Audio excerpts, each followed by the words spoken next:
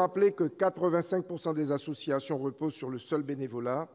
La part des Français qui donnent du temps pour les autres, en dehors de leurs proches, est passée de 36 à 39% entre 2010 et 2016.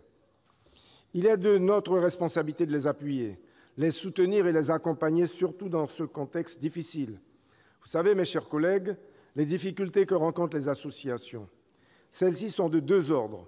Leur financement, d'une part, même si l'allègement de cotisations sociales employeurs devrait apporter un souffle supplémentaire aux associations employeuses, et d'autre part, les craintes liées à la ressource bénévole. Toutes les enquêtes le montrent. Le bénévolat est le premier motif d'inquiétude des dirigeants d'associations. Il est encore plus difficile de trouver des bénévoles prêts à exercer des responsabilités. Outre les sacrifices que cela implique, tant sur le plan familial que professionnel, ces fonctions exigent des compétences variées et mettent en jeu la responsabilité de ceux qui les exercent. C'est pourquoi cette proposition de loi, adoptée par l'Assemblée nationale le 17 mai dernier, vise à encourager la prise de responsabilité au sein des associations en tenant compte des contraintes qui leur sont propres, ainsi que favoriser l'engagement associatif des jeunes. Il s'agit certes d'un texte modeste, qui comporte néanmoins des dispositions bienvenues, qui répondent à certains défis auxquels les associations doivent faire face, à l'instar du renouvellement de leurs dirigeants ou la complexité des démarches administratives.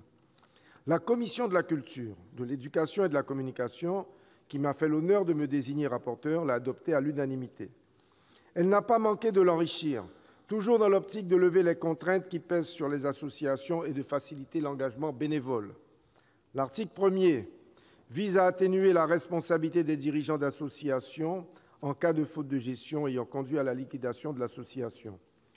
Administrer une association exige aussi des compétences, notamment en matière de droit et de gestion, d'autant plus que les actes faits au nom de l'association engagent la responsabilité du dirigeant. L'article L651-2 du Code de commerce prévoit la possibilité de sanctionner financièrement le dirigeant d'une personne morale de droit privé en liquidation judiciaire si celui-ci a commis une ou plusieurs fautes de gestion ayant entraîné une insuffisance d'actifs.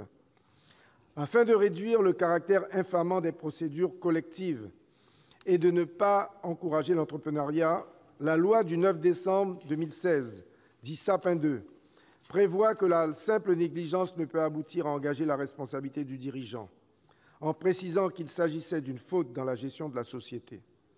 Les dirigeants d'associations sont donc exclus du bénéfice de cette exception de négligence. Le point 1 de l'article 1er étend donc à l'ensemble des personnes morales de droit privé l'exclusion de la responsabilité en cas de simple négligence.